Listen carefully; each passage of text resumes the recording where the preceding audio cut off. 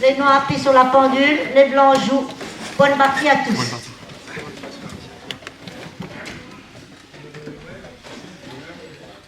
Mesdames, messieurs, bonjour. On se retrouve aujourd'hui pour l'analyse de la ronde numéro 2 du tournoi d'Esbly. Je vous rappelle que c'est du 12 minutes plus 3 secondes. À l'heure où on parle, la partie est déjà lancée juste en dessous, donc dépêchons-nous de les rejoindre dans cette petite analyse.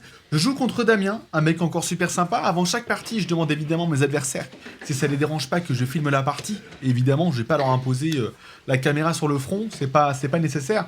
Désolé pour le look que j'ai l'air un peu fatigué, mais dites-vous que ça va mieux. Donc Damien, il est 1376 feed cette fois-ci. En plus adulte que mon premier adversaire. Je sais pas trop à quoi m'attendre. En tout cas, il a les blancs et il joue E4.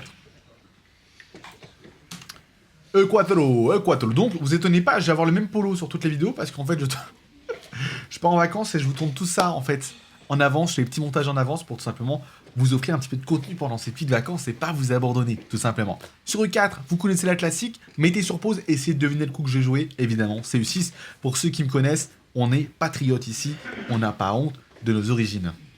On est en train de partir n'importe où, je rigole, hein. Enfin, je rigole pas. Ok, donc D4. Petite française, je joue D5, et là il décide de me jouer la variante d'avance avec E5. Mesdames, messieurs, variante d'avance, ça demande quand même pas mal de connaissances. Je suis pas sûr que mon adversaire soit au point sur cette variante au moment où je le joue. Je me dis, Axlantienne, je vais lui tenter une petite variante que je tente sur le web. Je joue C5, bon, jusque-là c'est classique. Il joue C3, et je joue Fou D7. Un peu le classico. Le classical. Fou D7, c'est quoi l'idée de Fou D7? Donc, souvent on peut revenir dans la classique avec Cavalier C6, Dame B6, aucun problème. Mais mon idée là, vous allez la voir tout de suite. Il joue Cavalier F3, et je joue Dame B6. Vous voyez que l'ordre de coups change un petit peu, il joue Fou E2. Et là, je joue un petit peu le coup phare de cette variante, Fou B5.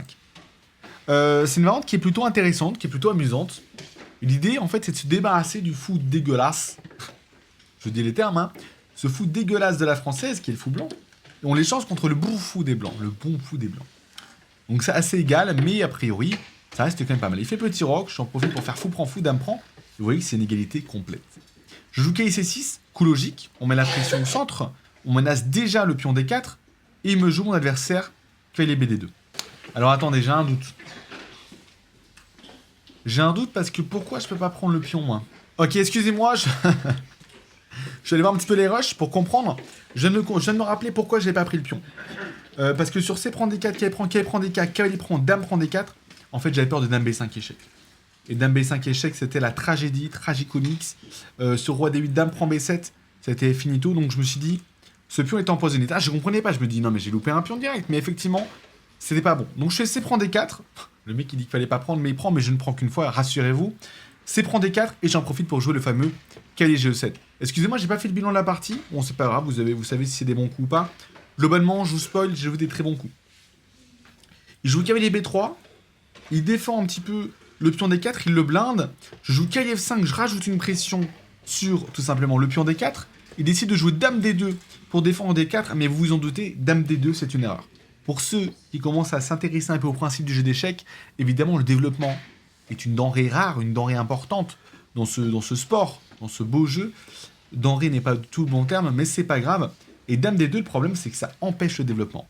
Le cavalier B3 empêche le pion B2 d'être poussé, donc de sortir ce fou fianchetto, et la dame D2 bloque littéralement le fou C1. Donc, si on bloque le fou C1, une fois de plus, on a un problème dans les paramètres, dans le moteur.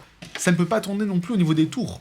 Donc là, dame D2, ça met en pause. C'est un petit peu comme les grévistes chez la SNCF. Dame D2, on a tout qui est en pause. C'est terrible. On est dans des bouchons, ça ne bouge plus. Et là, du coup, pour moi, c'est libre champ pour faire ce que je veux. Je joue H5. Alors, rassurez-vous, l'idée, c'est pas d'envoyer une grosse armada sur l'aile roi, quoique ça peut faire peur. Mais H5, l'idée surtout, c'est de contrôler la case G4. En fait, tout simplement pour stabiliser mon cavalier F5 et lui offrir une case, un avant-poste fort en F5. Pourquoi un avant-poste? Parce qu'il n'y a plus de fou blanc. Et ça, c'est le plus important. Sur H5, il me joue A3. Et là, A3, je vous laisse mettre sur pause si vous voulez comprendre pourquoi c'est une erreur. C'est une grosse erreur. Malheureusement, chaque coup a des conséquences. Et A3, en l'occurrence, ça ne défend plus le cavalier. Je me précipite en prenant le cavalier F3. Cavalier B3, ça faisait longtemps qu'on m'avait pas donné comme ça une pièce. Ça fait plaisir, je vous avoue. J'étais très très content. Je joue tour D1. Et au moment où j'ai vu tour D1, je me suis douté. Je me suis douté, mesdames, messieurs. Je me suis douté que cette tour, elle n'allait pas rester très très longtemps là. Ça ne manque pas. Je joue fou E7 tranquillement. je me développe, je me dis pas de pression les gars, tout va bien. Il joue à 4, il sait pas trop quoi jouer, je joue tour C8, j'active mes pièces, une à une, il joue à 5, et j'en profite pour jouer fou B4 en activant mes pièces. L'idée c'est de attaquer le pion à 5, de prendre le pion à 5 avec le cavalier, et d'arriver en C4 pour attaquer cette petite dame, et peut-être tout simplement déloger la défenseuse de la fameuse défense de la tour en D1. Ça ne manque pas, dame G5, il se précipite, et là, d'un air certain, vous devez le voir en vidéo, très heureux, je prends la tour, en D1 échec, cavalier 1, dame prend en main, échec et mat, fin de la partie, mon adversaire Damien abandonne, il me serre la main, il est obligé d'abandonner finalement, c'est une victoire, une deuxième victoire, on est à 2 points, sur 2 points, merci à Damien, bien joli, dommage parce que cette française a pas mal commencé, voilà, l'imprécision, je vais mettre un petit passage en revue, je sais pas si ça va fonctionner, on se retrouve tout de suite pour le passage en revue. Alors l'ordinateur me dit que j'ai joué à 90%, mon adversaire à 66,9% de précision, j'ai un gars manqué, alors je serais curieux de voir où est mon gars manqué. Il dit que c'est H5, mon gars manqué. D'accord, bon, a priori, il me dit que j'aurais pu jouer à 5. C'est vrai qu'à 5, le cavalier manque de cases, hein, donc c'est pas bête. Mais voilà, je me suis dit pourquoi. Pour certains qui auraient été tentés de jouer fou B4. C'est vrai que c'est un coup qui est tentant, fou B4, mais c'est une grossière erreur. Pourquoi? Parce que fou B4... on oblige sa dame à bouger et finalement à libérer son fou. Alors pourquoi? À quoi ça me sert? La dame, elle sert à rien ici, donc pourquoi elle en déloger? C'est pour ça que j'ai pas joué fou B4. Donc voilà, j'espère que cette partie aura été intéressante pour vous. Voilà, donc faites attention à vos coups.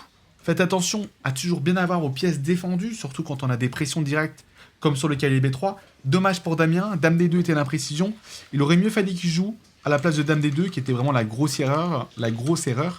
Il aurait mieux fallu qu'il joue, par exemple, là il me conseille G4. Hein. Il aime bien G4, il aime bien fou E3. Fou E3 c'est le plus solide, je pense. Ensuite, ramener les tours vers le centre, et essayer de jouer tout simplement pour le centre, pour la colonne C, et voir un petit peu ce qui va se passer. En tout cas, j'espère que cette ronde 2 vous aura plu. Merci, vous le voyez, je suis trop content de vous analyser ces parties. Ça faisait longtemps que j'avais pas pris autant de plaisir à jouer un tournoi. Donc voilà, j'espère que vous prenez aussi du plaisir à me suivre dans cette petite aventure. Je vous dis à très bientôt, dans 2 jours, pour la ronde numéro 3. A très vite, c'était Kissou. Ciao, ciao, ciao.